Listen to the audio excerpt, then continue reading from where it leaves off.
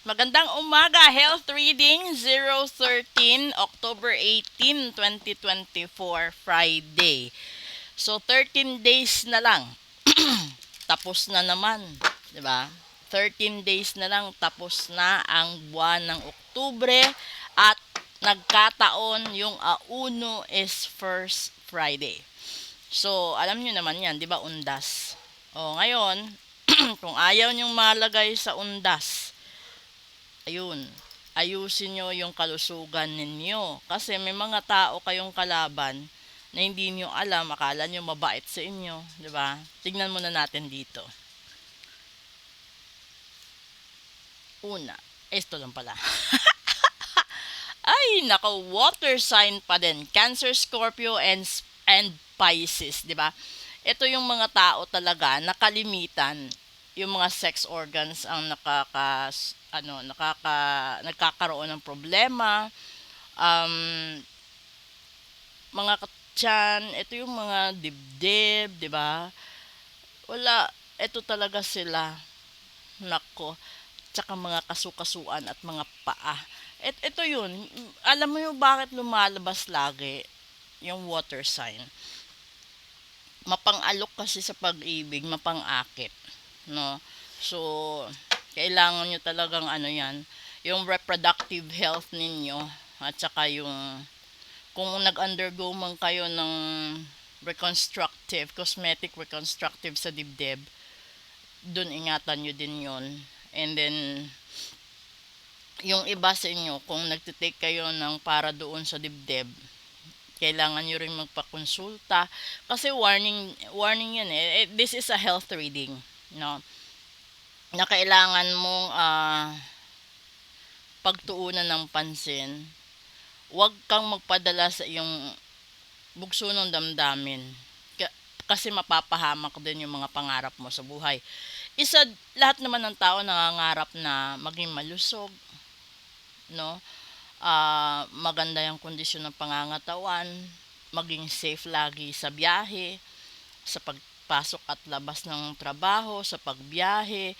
Lahat yan pinapangarap natin dahil una, gusto natin kumita para sa ating pamilya. Pangalawa, kailangan natin magpursige sa ating sarili at sa mga pangarap natin. Kung meron man sigurong maging inspirasyon para para maalagaan mo yung kalusugan mo, ito yung tanong mo sa sarili mo. Paano mo ba makakamtan ang pangarap mo kung hindi mo iniingatan ang kalusugan mo?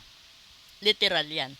Kasi kapag nag-undergo ka sa bisyo, wala kang mental focus, wala ka rin physical stability and endurance to proceed. Kasi yung iba, konting trabaho lang, nagkakasakit, konting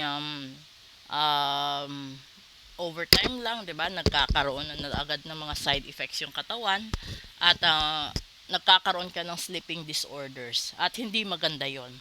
Kasi kailangan talaga ng katawan natin magpahinga.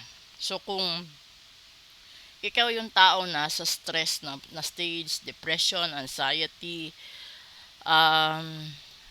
emotional instability.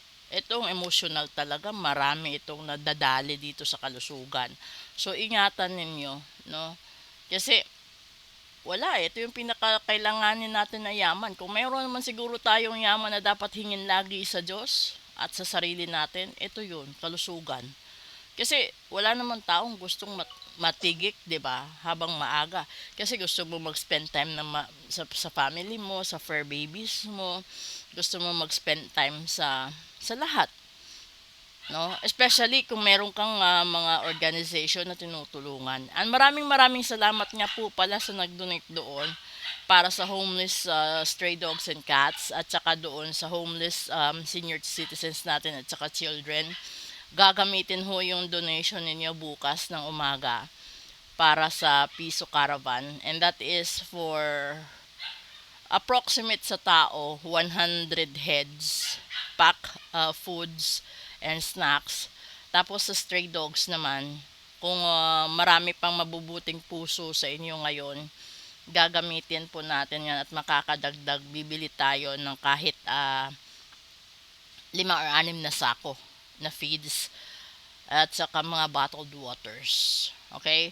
So maraming salamat nga po pala. Sa gusto pong magpa-reading, message lang po kayo. Sa gustong magpa-ritual, message lang po kayo. At add nyo po ako sa Messenger. And then please do support my YouTube channel as well. Yung link nasa bio. Eto na po. Proceed tayo sa daily episode. Good morning!